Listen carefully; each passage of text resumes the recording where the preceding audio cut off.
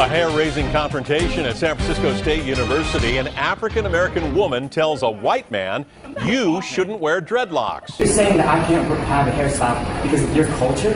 Why? He says she followed him into the student union down 2 flights of stairs to confront him. Someone he doesn't know shot and posted the video. You're right now.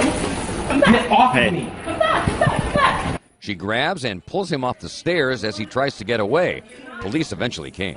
The police said that I could file charges if I wanted to, and that it was considered battery and a hate crime. I did not file any criminal charges. The woman identifies herself on a LinkedIn page as a media intern for the Associated Students on campus. We could not confirm that, nor would the police tell us anything, saying it was an ongoing investigation.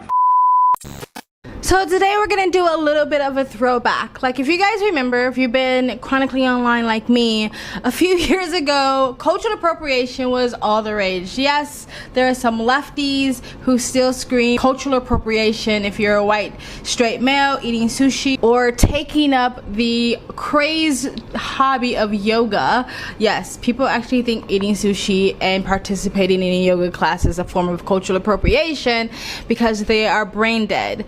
But there was this viral video that I actually reacted to. I think it was on my other channel, Speak Freely, that I reacted to it, about this black girl who literally physically attacked and pretty much blocked this white guy who was wearing dreads from leaving the vicinity because she accused him of cultural appropriation, aka violence. Dude, bro, you have no right to tell me what I can wear. Huh? Yo, girl, stop touching me right now. Yo, girl, stop touching me right now. Get off of me. Come back. You put your hands on me, don't worry. Like, you gonna make some shit because of what the hair I have? That's no reason, yo. I don't need your disrespect. I don't need your disrespect. Why are you filming this? Just everyone say. And I'm sure I don't have to tell you guys that telling someone else how they style their hair is utterly ridiculous, or how they comb their hair. Because that's basically what dreading is your hair clumping together. So black people or people of color are demanding white people to put a comb through their hair.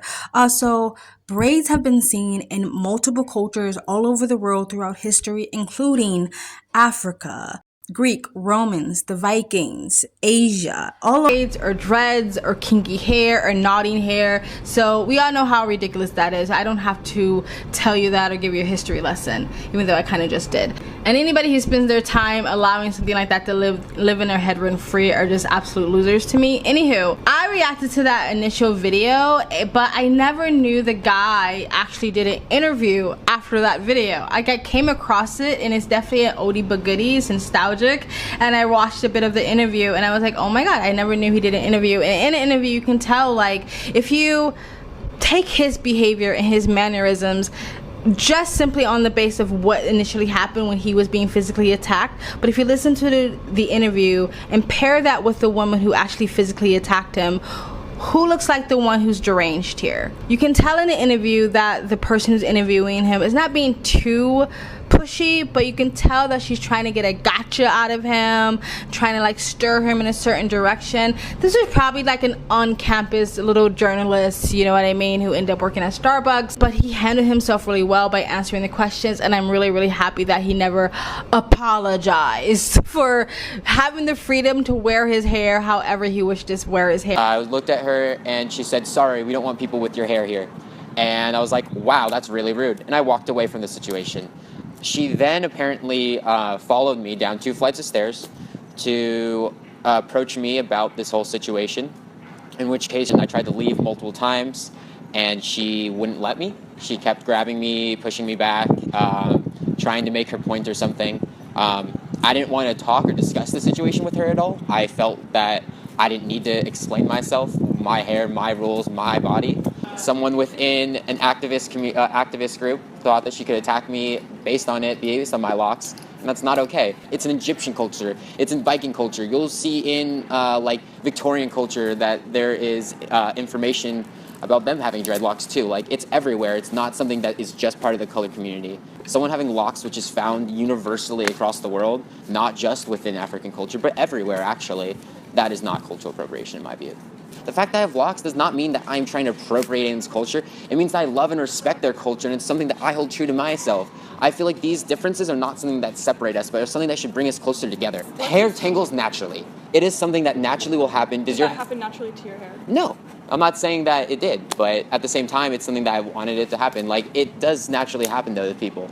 Their hair will naturally dread. So those people that naturally dreads, is it okay that they have it? Dreadlocks are tied to cultures, but at the same time, there's also instances of dreadlocks not being tied to cultures. It is. What cases? Well, she just mentioned the Irish, but it's also like You're taking an element of somebody's culture that symbolizes something. It didn't symbolize anything for her. I bet you if you asked her directly what dreadlocks mean, she would not fully know. Why do you say that? Huh? Why do you say that? Because it's something that a lot of people don't know. There's a lot of research. It's something that, like, it's not something that is common within African American culture. Like, it's not something that all across the board you will see that they believe in, that they cherish, that they like. It's something that they wear on their head. Like, it's something that is their hairstyle. Like, do you see it as a fashion statement and a hairstyle more so than a cultural icon? I feel like it has both. I don't feel like it's one or the other. I feel like it has both. It can have some cultural ties, but it can also have like style ties. It's just like a bindi. It's funny to me how like people claim a cultural appropriation will say that people can't wear dreads because they don't know the history or whatever. It's like most black people who wear dreads don't understand the spiritual history or the history of why people who wore dreads for cultural or spiritual reasons. And the idea that white people can't wear their hair kinky, braidi, dready because black people are discriminated for wearing their hair exactly the same way in job workforces. I don't know where you work, but in today, 2024, you can literally sue a company for doing that. But it's not every white person's problem. Like, they didn't do that to you. They didn't push that legislation. They didn't push a policy. Most white people are just living their lives. But of course, people who think like this think all white people need to pay the price for the bad apples. But yeah, so I just thought it was interesting. This is a quick little video. I just thought it, you know, since I did a reaction video to the initial video that came out, it would only be just to give this man the last word.